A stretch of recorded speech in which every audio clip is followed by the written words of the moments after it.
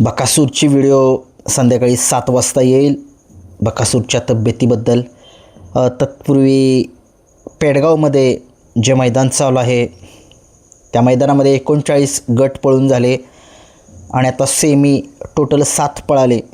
त्या 7 सेमीमध्ये कोणते बैल गुलालासाठी फायनलसाठी पात्र झालेत आणि ते मैदान जे आहे ते आदतचं मैदान आहे आणि नक्कीच बघूया कोणते बैल फायनलसाठीच पात्र झालेत.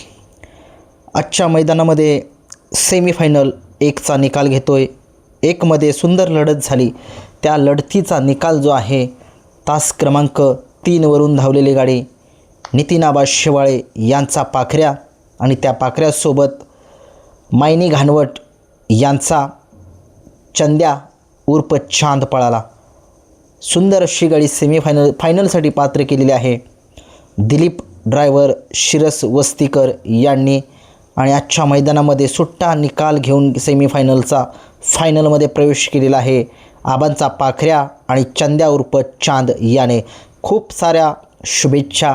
या गाडीला क्वार्टर फायनलसाठी पात्र झालेली आहे. ही गाडी वडूचकरांचा पक्षा आणि त्याच्यासोबत हिंगणीकरांचा तेजा आणि पक्षा ही गाडी क्वार्टर फायनलसाठी पात्र झाले म्हणजेच गुलालासाठी सुद्धा पात्र झालेली आहे. आजच्या मैदानामध्ये सेमीफायनल 2चा निकाल 2मध्ये सुंदर लढत झाली. त्या लढतीचा निकाल तास क्रमांक 3वरून धावलेली गाडी टायगर कटरेवाडीकरांचा टायगर पळाला आणि त्याच्यासोबत पळाला बिबवेवाडीकरांचा बागड पळाला. सुंदर अशी गाडी सेमीफायनलसाठी पात्र केली ऋषी ड्रायव्हर कुळजवाडीकरांनी.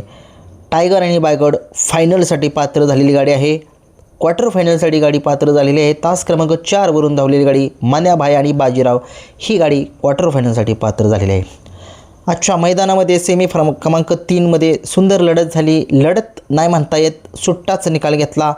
हिंद केसरी शाहिदभाई मुलानी नातेपुते यांचा सचिन आणि त्याच्यासोबत समाजसेवक संतोष तोडकर ठाणे विटावा यांचा सुंदर 11-11 ही गाडी फायनलसाठी पात्र झाली. फायनलसाठी पात्र गाडी केलेली आहे सलगरी किंग प्रशांत ड्रायव्हर चिंचनेरकर यांनी आणि त्याच सेमीमध्ये एक फाईट देणारी गाडी होती. क्वार्टर फायनलसाठी पात्र झालेली गुलालासाठी पात्र झालेली गाडी आहे.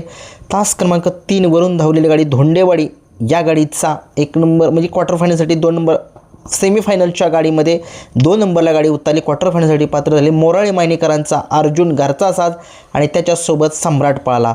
ही गाडी क्वार्टर फायनलसाठी पात्र झालेली आहे. आजच्या मैदानामध्ये सेमी क्रमांक 4चा निकाल तास क्रमांक 4वरून धावलेली गाडी सातारा एक्सप्रेस बलमा याच्या धावणीचा आदत बलमा पळाला आणि त्याच्यासोबत छोटा ड्रायव्हर कोऱ्हाळेकरांचा बाजी पळाला. बाजी आणि बलमाची गाडी सेमीफायनलसाठी पात्र केलेली आहे स्वतः छोटा ड्रायव्हर कोऱ्हाळेकर यांनी आणि क्वार्टर फायनलसाठी पात्र गाडी आहे. तास क्रमांक 3वरून धावलेली गाडी शुक्रा आणि मन्या ही गाडी क्वार्टर फायनलसाठी पात्र झालेली आहे.